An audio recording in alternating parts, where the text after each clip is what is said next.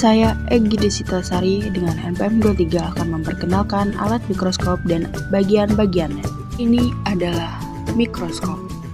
Mikroskop merupakan alat bantu yang dapat ditemukan hampir di seluruh laboratorium untuk dapat mengamati organisme berukuran kecil atau mikroskopis.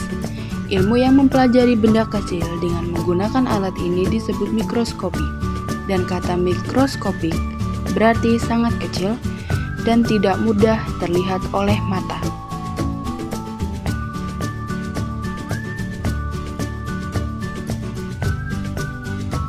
Pertama adalah kabel untuk menghidupkan mikroskop. Kedua adalah kaki yang berfungsi menopang dan memperkokoh kedudukan mikroskop. Ketiga adalah lengan.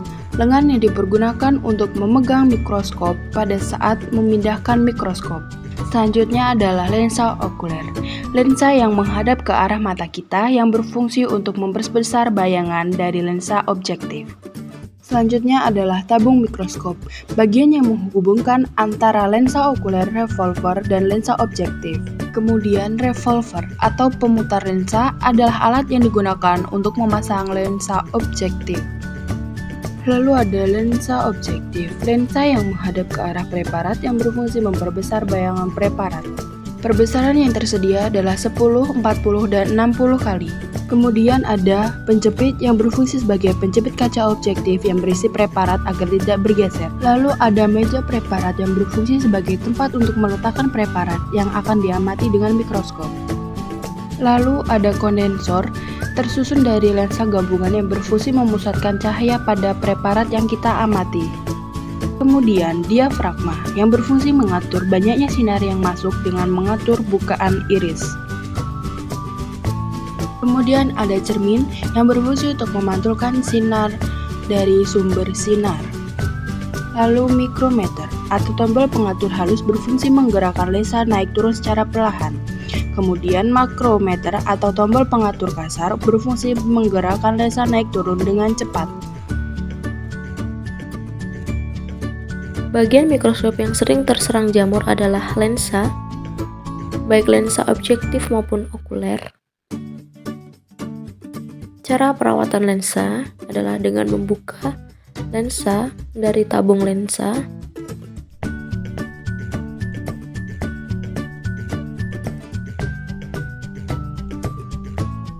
Setelah itu, kemudian bersihkan lensa tersebut dengan pump secara perlahan.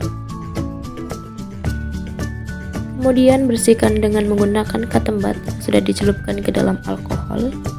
Bersihkan secara perlahan dan searah. Kemudian lap dengan tisu lensa secara searah dan perlahan.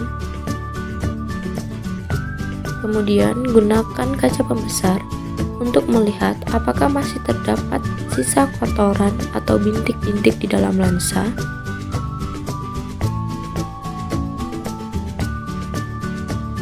Jika sudah bersih, pasang kembali lensa ke dalam tabung lensa.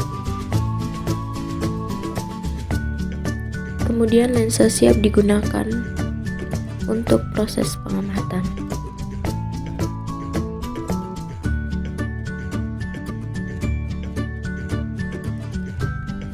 Setelah membersihkan lensa okuler, kita harus membersihkan lensa objektif dengan katembat yang sudah dicelupkan ke dalam alkohol 70%. Bersihkan secara searah dan perlahan. Kemudian gunakan kaca pembesar untuk melihat apakah masih terdapat sisa-sisa kotoran atau bintik-bintik di dalam lensa. Setelah itu, pasang lensa pada mikroskop dan mikroskop siap digunakan untuk pengamatan. Tabung mikroskop sering merosot. Merosotnya tabung dapat disebabkan oleh renggangnya rel gigi dengan gigi nanas makrometer, baut yang kendor, ataupun kurangnya pelumas. Adapun alat dan bahan yang digunakan dalam percobaan ini yaitu ada vaselin, kemudian ada minyak tanah, ada kuas, Dan yang terakhir ada seperangkat kit.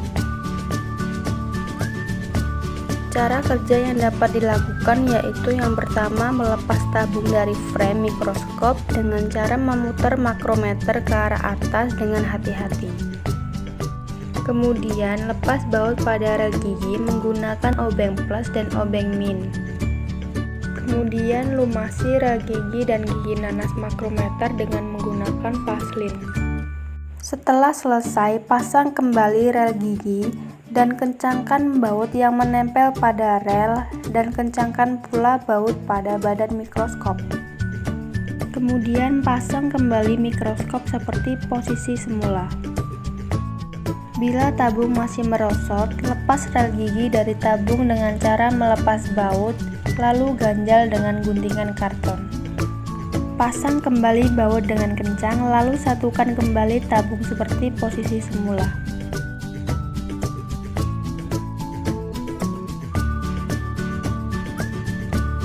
Sudut kemiringan badan mikroskop dan reflektor yang tidak pas dapat disebabkan oleh baut atau sendi inklinasi yang terlalu kencang atau terlalu kendur. Hal yang dapat kita lakukan jika hal ini terjadi ialah yang pertama, kencangkan atau kendurkan mur dengan kunci khusus dari kit perawatan mikroskop. Yang kedua, dapat pula dengan menggunakan kertas karton untuk mengganjal lubang tempat menancapkan dudukan cermin pada mikroskop. Kemudian pastikan kemiringan badan mikroskop dan reflektor pas.